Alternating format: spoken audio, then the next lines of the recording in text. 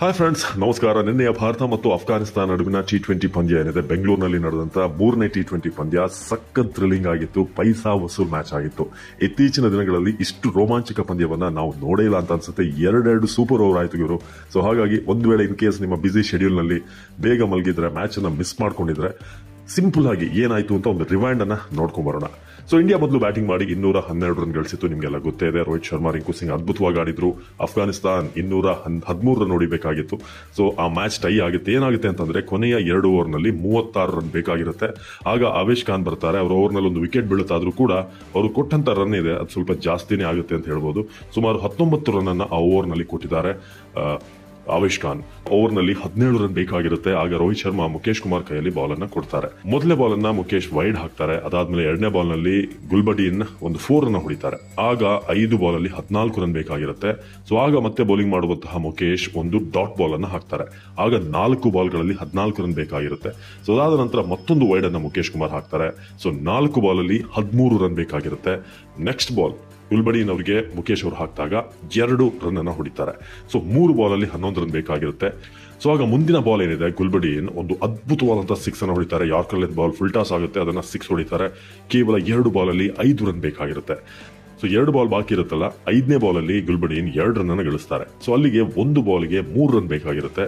So ಆಗ ಗುಲ್ಬಡಿನ್ last ಬಾಲ್ಗೆ full and ಡೆಲಿವರಿಯನ್ನು ಹಾಕ್ತಾರೆ ಮುಖೇಶ್. ಆಗ ಒಂದು ಡಬಲ್ ಅನ್ನ ಓಡ್ತಾರೆ ಗುಲ್ಬಡಿನ್. ಅಲ್ಲಿಗೆ ಪಂದ್ಯ ಟೈ ಆಗುತ್ತೆ. ಸೊ ಆಗ ಶುರುವಾಗುತ್ತೆ ಸೂಪರ್ ಓವರ್ ಶುರುವಾಗಿ ಯಾರು ಮೊದಲು ಬ್ಯಾಟಿಂಗ್ ಅಂತ ಹೇಳಿದ್ರೆ ಅಫ್ಘಾನಿಸ್ತಾನ ಅವರು, ಯಾಕಂದ್ರೆ ಆಲ್ರೆಡಿ ಅವರು ಬ್ಯಾಟಿಂಗ್ ಮಾಡ್ತಾ ಇದ್ದರಿಂದ ಅವರ ಬ್ಯಾಟಿಂಗ್ ಇರುತ್ತೆ. ಸೊ ಮುಖೇಶ್ ಕುಮಾರ್ ಅವರಿಗೆ ಲಾಸ್ಟ್ ಓವರ್ ನ ಕೊಡಲಾಗುತ್ತೆ. ಸೊ ಆ ಫಸ್ಟ್ ಒಂದು ಬಾಲ್ ನಲ್ಲಿ ಮುಖೇಶ್ ಕುಮಾರ್ ಅವರ ಬೌಲಿಂಗ್ ನಲ್ಲಿ ಒಂದು ರನ್ಔಟ್ ಆಗುತ್ತೆ. ಸೊ ಕೊಹ್ಲಿ ಅವರು ಥ್ರೋ ಮಾಡ್ತಾರೆ. ಸ್ಯಾಮ್ಸನ್ ಅವರು ಅದ್ಭುತವಾಗಿ ಸ್ಟಂಪ್ಸ್ ಅನ್ನ ಅಲ್ಲಿ ಎಗರಿಸ್ತಾರೆ. ಸೊ ಅಲ್ಲಿಗೆ ರನ್ಔಟ್ ಆಗುತ್ತೆ ಮೊದಲನೇ ಬಾಲ್. ಎರಡನೇ ಬಾಲ್ ನಬಿ ಅವರು ಸ್ಟ್ರೈಕ್ ಗೆ ಬರ್ತಾರೆ. ಗುಲ್ಬಡಿನ್ ಫಸ್ಟ್ ಬಾಲ್ ಔಟ್ ಆಗಿದ್ರಿಂದ ಆ ಬಾಲ್ ನಲ್ಲಿ 1 ರನ್ ಬರುತ್ತೆ. ನೆಕ್ಸ್ಟ್ ಬಾಲ್ ಗುರ್ಬಾಸ್ ಬರ್ತಾರೆ, ಸಿಂಗಲ್ ನಬಿ ಈ ಕಡೆ ಬಂದ್ಮೇಲೆ. ಆಗ ಗುರ್ಬಾಸ್ ಒಂದು 4 ಅನ್ನ ಹೊಡಿತಾರೆ. ನಂತರ ಗುರ್ಬಾಸ್ ಒಂದು ಸಿಂಗಲ್ ಅನ್ನ ತೆಗೆದಾಗ ನಬಿ ಒಂದು ಅದ್ಭುತವಾದಂತಹ 6 ಅನ್ನ ಲಾಂಗ್ ಆನ್ ಮೇಲಿಂದ ಹೊಡಿತಾರೆ. ಅಲ್ಲಿಗೆ 6 ಆಗುತ್ತೆ. ಸೊ ಕೊನೆ ಓವರ್ ಬೈಸ್ ಹೋಗಿ 3 ರನ್ ಆಗುತ್ತೆ. ಅಲ್ಲಿ ಒಂದು ಸ್ವಲ್ಪ ಗಲಿಬಿಲಿ ಆಗ್ತಾರೆ, ಅಂದ್ರೆ ಅಷ್ಟು ಕಾಂಟ್ರವರ್ಸಿ ಕೂಡ ಆಗುತ್ತೆ. ಥ್ರೋ ಎಸ್ದಾಗ ಅದು ನಬಿ ಅವರ ಪ್ಯಾಡ್ಗೆ ತಗಲಿತ್ತು ಅಂತ. ಸೊ ಫೈನಲಿ 16 ರನ್ ಅನ್ನ ಗಳಿಸುತ್ತೆ. 16 ರನ್ ಅಂದ್ರೆ ನಮಗೆ ಟಾರ್ಗೆಟ್ 17. ಸೊ ಆಗ ಬರೋದೇ ನಮ್ಮ ಓಪನರ್ಸ್ ಆದಂತಹ ಜೈಸ್ವಾಲ್ ಮತ್ತೆ ರೋಹಿತ್ ಶರ್ಮಾ. ಸೊ ಮೊದಲ ಎಸೆತ ಸಿಂಗಲ್ ರನ್ ಲೆಗ್ ಬೈ ಹೋಗುತ್ತೆ. ರೋಹಿತ್ ಶರ್ಮಾ ಸ್ಟ್ರೈಕ್ ನಲ್ಲಿ ಇರ್ತಾರೆ. ಅಜ್ಮತುಲ್ಲಾ ಬೌಲಿಂಗ್ ನಲ್ಲಿ. ಆಗ 5 ಬಾಲ್ಗೆ 16 ರನ್ ಬೇಕಾಗಿರುತ್ತೆ. ಸೊ ಅದಾದ್ಮೇಲೆ ಜೈಸ್ವಾಲ್ ಸ್ಟ್ರೈಕ್ ಬರ್ತಾರೆ. ಅವರು ಒಂದು ಸಿಂಗಲ್ ತೆಗಿತಾರೆ. 4 ಬಾಲ್ ಅಲ್ಲಿ 15 ರನ್ ಬೇಕಾಗಿರುತ್ತೆ. 3ನೇ ಎಸೆತ ರೋಹಿತ್ ಶರ್ಮಾ 6 ಹೊಡಿತಾರೆ. 4ನೇ ಎಸೆತ ಅದು ಕೂಡ 6 ಹೋಗುತ್ತೆ. ಸೊ ಅಲ್ಲಿಗೆ 2 ರನ್ ಬೇಕಾಗಿರುತ್ತೆ. ಸೊ ರೋಹಿತ್ ಶರ್ಮಾ ಒಂದು ಸಿಂಗಲ್ ಅನ್ನ ತೆಗಿತಾರೆ. ಸೊ ನಂತರ ಒಂದು ಕ್ಲೆವರ್ ಮೂವ್ ಅನ್ನ ಮಾಡ್ತಾರೆ. ರೋಹಿತ್ ಶರ್ಮಾ ಸಿಂಗಲ್ ತೆಗೆದ್ಮೇಲೆ ಪೆವಿಲಿಯನ್ ಹೋಗ್ತಾರೆ. ರಿಟೈರ್ಡ್ ಹರ್ಟ್ ಅಂತ ಹೋಗ್ತಾರೆ, ಯಾಕಂದ್ರೆ ರಿಂಕು ಸಿಂಗ್ ಬಂದ್ರೆ ರನ್ನಿಂಗ್ ಫಾಸ್ಟ್ ಆಗುತ್ತೆ ಅಂತ. ಜೈಸ್ವಾಲ್ ಸ್ಟ್ರೈಕ್ ನಲ್ಲಿ ಇರ್ತಾರೆ.